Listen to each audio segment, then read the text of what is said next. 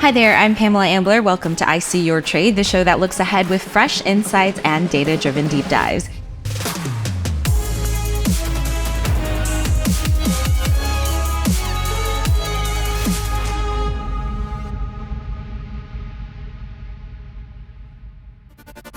In this episode, the man that predicted the 2008 global financial crisis, Nouriel Roubini. He's written a new book called MegaThreats, in which he is back with a prediction that there are at least 10 megathreats to the global economy that we overlook at our peril. I'll be joined by our guest, Nouriel Roubini, who, apart from predicted the GFC, is also professor of economics at the Stern School of Business in New York. I See Your Trade is brought to you by IC Markets, a leading high-performance trading provider. Trade up to IC Markets. Now let's start by looking at a summary of these megathreats. Nouriel Roubini is a modern-day Nostradamus. After predicting the 2008 global financial crisis, the media began to call him Dr. Doom. Now he's back with a new prediction. The world is facing an avalanche of risks, 10 to be specific. He calls these 10 disasters megathreats that span economic, financial, political, technological, and environmental sectors. As one of the world's most renowned economists, perhaps his most plausible prediction is the megathreat to the global economy caused by crippling debt. By the end of 2021, global public and private debt was 350% of the world's combined gross domestic product. There's also warnings about commitments by rich Western nations paying pensions to their aging populations. Among the other 10 major threats are climate change and the rise of artificial intelligence.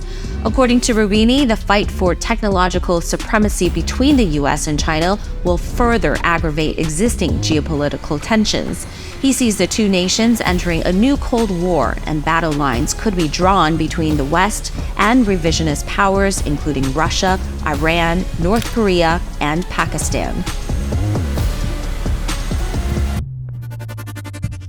My guest today is one of the world's most renowned economists, Nouriel Roubini, joining me now from New York. Nouriel, thanks for making the time. One of the benefits of doing a VODCAST is that you can see the charts that we're talking about. So if you are listening via audio only, we encourage you to turn on the screen now so that you can see the charts. But for our listeners, we will also talk you through the data.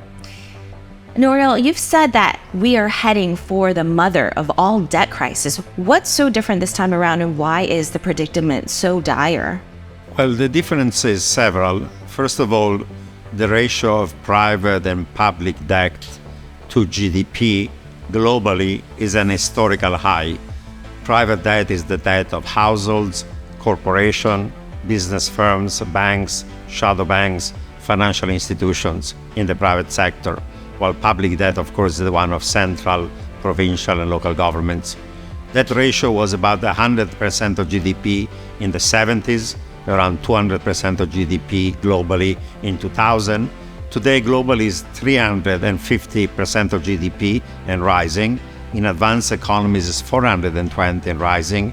In China, is 330% of GDP and rising. As we know today, there is a rise in inflation across the world, with very few exceptions. Central banks have to increase interest rates, and therefore the cost of servicing the debt, mortgage debt, consumer debt, credit card debt for households, student loans debt, auto loans and business loans and mortgages and financial institution debt and government debt and country debt is rising significantly. So we had zombie households, zombie corporation, zombie private sector businesses, zombie banks and shadow banks and governments and countries that survived because during the global financial crisis and during the COVID crisis, we slashed interest rates to the lowest level ever. So even the zombies could survive. Today, instead, with the rising interest rate, those institutions that are insolvent, both in the private and public sector, are going to go under. They're going to default. They're going to go bankrupt. They'll have to restructure their debts. That's why we're going to face the mother of all debt crisis. And policymakers and regulators are seemingly pulling out all the stops to deal with this current debt crisis that you just described, but you don't think it's being properly managed. Why so little faith? Well, there is not much they can do because debt ratios are so high And central banks now are increasing interest rates from 0 to 1 to 3 to 4. The Fed in the US is going to go at least to 5%, most likely more. In emerging markets that have high inflation, you're already at double-digit policy rates. So the reality is that monetary policy has to fight inflation, but by fighting inflation, you're going to get, first of all, a hard landing of the real economy.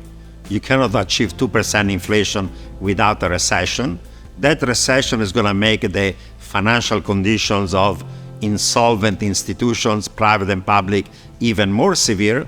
But raising interest rates has already led to a 25% fall in US and global equity markets. But it's not just US and global equities. It's private equities, tech stocks, it's growth stocks, it's venture capital.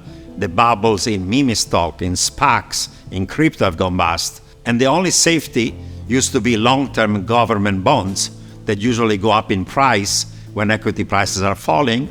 This year, bond prices and equity prices have had a positive, not a negative correlation, because you have the rise in interest rates. When long-term interest rates go up, the price of those bonds fall.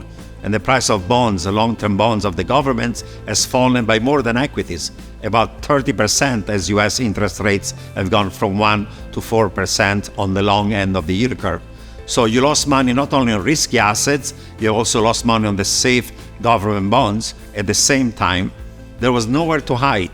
So we are only at the beginning of the economic and the financial crash. Once you have the economic bust and high interest rates, you'll have a financial crash at the same time, feeding on the economic crash in a negative feedback loop. That's right. It is very rare to see both equity and bonds moving in tandem. Now, a little bit more on the great stagflationary debt crisis that you just mentioned, on a scale that makes the 1970s look like a warm-up act. What else makes you say that? Several reasons. In the 1970s, we had only two negative supply shocks. Yom Kippur War between Israel and Arab States in 1973, spike in oil prices. Iranian Revolution 1979, another spike in oil prices. In the 70s, we had only negative supply shock and we got stagflation, but we did not have a debt crisis because the debt ratio in advanced economy was less than 100% of GDP. So we had stagflation, but not a debt crisis. Today, we're facing the worst of the 1970s with negative supply shocks that are more big, more severe, more permanent, more productive than 1970s. And we have debt ratios that are in advanced economies 4 times as high as they were in the 1970s. Now, unexpected inflation, because I think that central banks will have to wimp out and blink. They cannot fight inflation because it's going to cause an economic and financial crash. If they wimp out and inflation becomes 5-6%, you can wipe out the real value of debt, private and public, that is long-term duration at fixed interest rates, nominal, through a bout of unexpected inflation. But you cannot fool all of the people all of the time. Once that happens, inflation expectation get de-anchored, interest rates rise, risk premium rise, inflation risk premium rise, and interest rates in nominal and real term are going to be even higher. So you can reduce the real value of debt to unexpected inflation, but once inflation is repriced, every interest rate, short and long, is going to become higher, and then you'll still have a debt crisis, just postponed by a couple of years. So you end up with what I call the great stagflationary debt crisis. Stagflation and the model of all debt crisis. Wow. Now, looking at the dynamics between the two superpowers, which you mentioned, you say it's inevitable that the Chinese economy overtakes the U.S. in size at some point in the future. What is the significance of this systemic shift? Well, there is a rising power, China facing an existing power. We do know that today there is a Cold War between U.S. and China. They are competing and trying to contain each other more than they are cooperating and so on. There is a confrontation. US has just recently decided, rightly, for national security reason, to prevent China from obtaining US-designed semiconductor, even if they're not produced in the US.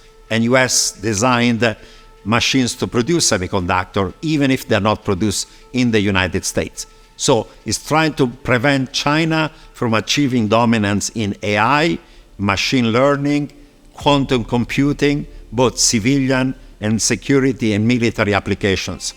This is a declaration of economic and technological war against China. Eventually, it's going to create more tension, more of a Cold War, and then the question becomes whether this Cold War becomes a hot war. They are unfortunately currently on a collision course. How does Russia fit within this face-off between the US and China? Well, it's not just US and China. There are at least 4 revisionist powers. There are China, Russia, Iran, and North Korea. They're effectively allies with each other. There are a few other countries in their sphere of influence, Pakistan and Cambodia. But at least these 4 powers are challenging the economic, political, trade, financial, geopolitical, military, and security order that the US, Europe, and the West created after World War II, and that provided also stability and security and free trade in Asia. They don't want anymore the hegemony of the United States in Asia. Certainly China is saying enough of that. Then Xiaoping was saying, let's bide our time and hide our strength. Xi Jinping is saying, we are now a rising power, it's time to flex our own power also politically and geopolitically in the Asian region. So in that context, we have already a military conflict in Ukraine between Russia and Ukraine. There's a risk that this conflict is going to soon escalate if Putin threatens and uses tactical nuclear weapons against Ukraine. And there is a risk that then that conflict involves also NATO, because if he escalates to nuclear use, then US is going to attack Russian troops. This could be literally potentially the beginning of World War III. So at worst, we get deglobalization galore, at best. At worst, we get war. Now, in the book, you also talk a lot about technology and seem to have a mixed view on the role of artificial intelligence. Can you elaborate on that? Well, on one side, artificial intelligence, machine learning, robotic automation may eventually increase productivity growth. These technological innovations are capital intensive, skill biased, and labor saving. So if you own the real capital or the financial capital, claims on the machines and the robots, you're going to do great. If you're in the top 10% of distribution of skill, education, human capital, probably the AI is going to make you more productive. A surgeon, a lawyer, a banker, an economist, a journalist, you name it.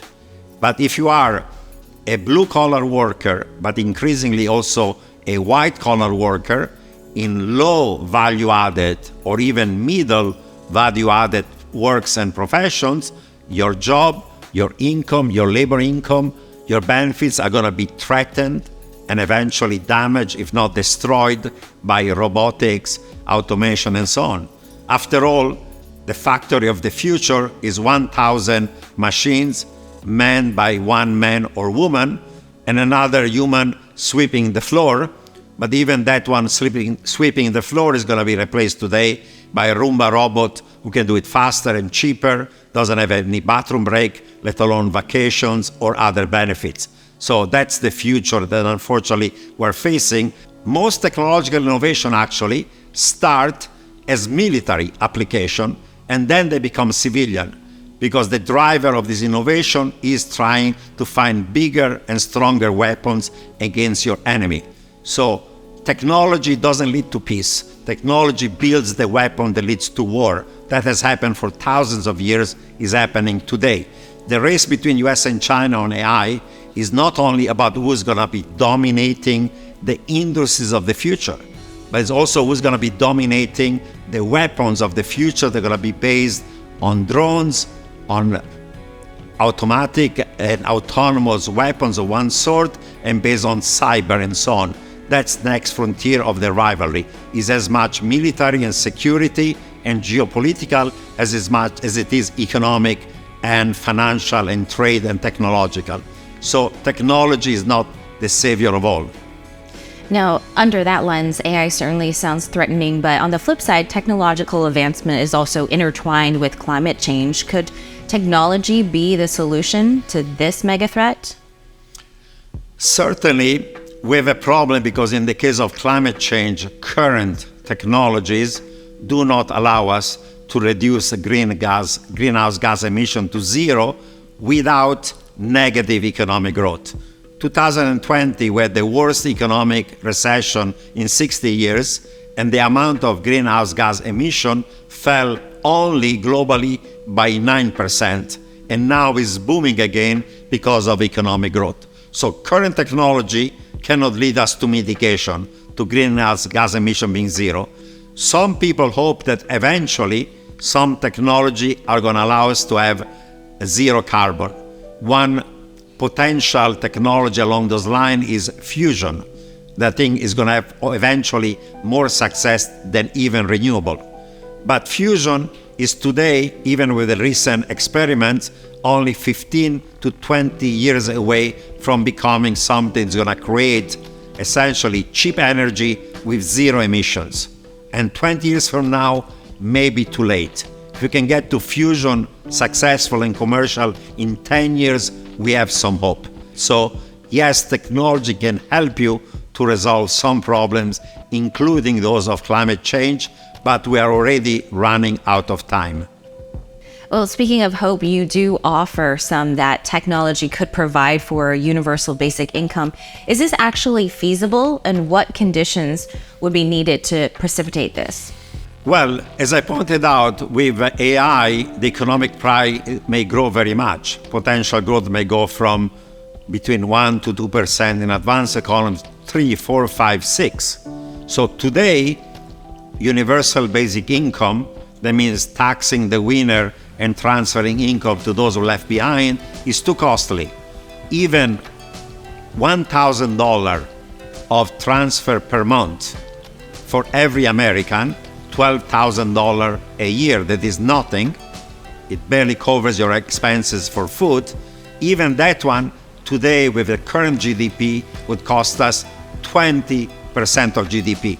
So how you find that 20% of GDP? 20% of more taxes, 20% of less spending, or 20% more of budget deficits are going to lead us to bankruptcy. So currently, UBI is not feasible. If a miracle occurs and we can grow from 2% of GDP, say, to 6% in US and advanced economy, then the economic pie grows so fast that we can actually offer that transfer to those who are left behind, who lose jobs with permanent technological unemployment at a relatively low cost, maybe 5-6% of GDP. But first of all, we need to reach 6% growth. Two, the question is going to be whether that's going to be politically feasible and acceptable to taxing the winner and have transfer money to those who are left behind. And by the way, most people don't want a welfare check. They want the dignity of having a job, an income, and working for themselves and their family.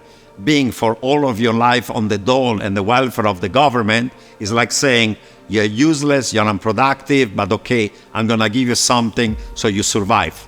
So it's politically untenable, both taxing the winners and just transferring money to those left behind.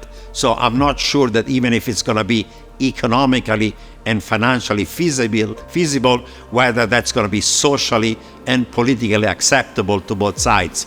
So it's an idea, it's a very complex and difficult idea. And finally, you've earned the moniker Dr. Doom for foreseeing the worst case scenarios, but are there any silver linings? What can the world be optimistic about? Well, I say I'm not Dr. Doom, I'm Dr. Realist, and you have to warn about what may happen, and all of these risks are all too real. No one has pushed back and told me you're wrong. We can agree, all of us, whether it's climate change, geopolitics, backlash against liberal democracy, pandemics, financial crisis, stagflation, deglobalization, these are all too real.